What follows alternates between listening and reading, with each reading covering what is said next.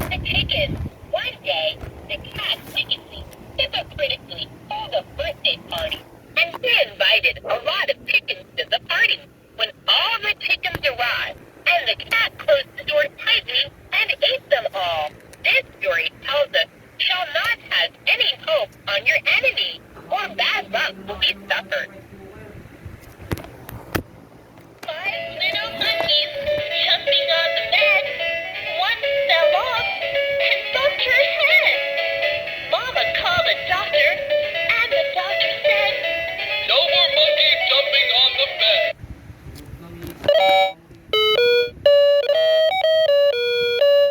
The sick deer. A deer got very sick and lay down on the grass. Many animals came by, but ate up the grass around it. Later, the sick deer got better, yet it failed to find any grass to support itself. Finally, it died of hunger. This story tells us that it is harmful to make a lot